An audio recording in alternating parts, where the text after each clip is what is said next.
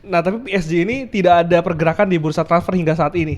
Apakah memang ini sudah secara tim ini komplit? Karena menurut gua si Enrique ya, dan kita lihat apa yang bisa dilakukan oleh skuadnya Enrique, bahkan sampai pemain pengganti mereka, skuad mereka udah lebih lengkap lah.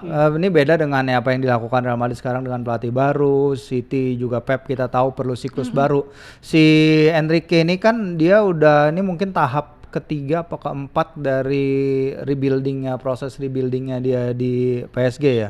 Ketika dia ditunjuk kan dia emang dari awal dibilang Al-Khelaifi udah menekankan bahwa nggak ada lagi periode bling-bling, artinya nggak ada lagi pembelian kayak Neymar, nggak ada lagi pembelian kayak Mbappe, semua pembelian tepat guna. Nah ini yang dikatakan tepat guna ini walaupun masih mahal ya, misalnya Desiree Doué itu mungkin 50-an juta euro dan pemain-pemain lain masih mahal, tapi at least mereka dalam bracket tepat guna itu, nggak overspend untuk seorang pemain bintang.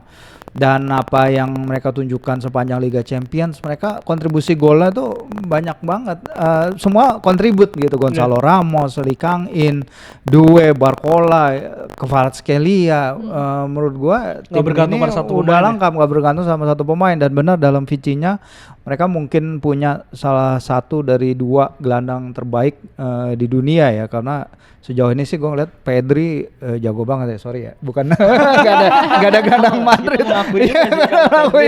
Iya Pedri, Vitinha itu mungkin top 2, top 3 lah di Eropa sekarang ini, bahkan di dunia. Kalau gue lihat ya emang mungkin mereka menambal lini belakang, tapi kayaknya emang dari berita-berita yang beredar belum ada konkret atau pendekatan lagi siapa yang Enrique inginkan setelah jadi juara Liga Champions ya. Mungkin mereka juga konten dengan skuad yang ada sekarang ya.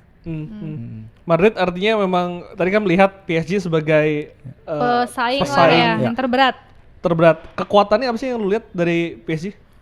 Kalau kita lihat pertandingan di final lawan Inter Milan di kemarin, itu kerjasamanya sih mas. Dari secara transisi kan mereka tuh cepet banget itu, kayak Kvarat, terus Doué, sama termasuk Dembele itu transisinya di lini depan bagus banget gitu kerjasamanya.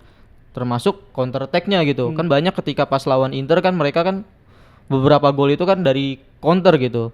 Dan mungkin itu salah satu yang bikin Madrid kesulitan ya itu. Secara PSG itu secara kualitas permainan udah oke, secara kerjasama udah oke, sedangkan Madrid masih perlu adaptasi nih dengan pelatih baru dan beberapa pemain barunya gitu. Karena mereka sebetulnya dari skuad yang lama kan punya mentalitas juara di Eropa itu yang tidak dimiliki klub-klub lain ya. Mungkin PSG bisa challenge itu untuk di World Cup ini? Iya, tentu karena jadi juara Liga Champions perjalanannya nggak mudah ya mereka ya, walaupun di final mereka mencatatkan margin kemenangan terbesar di sejarah Liga Champions atau Piala Champions.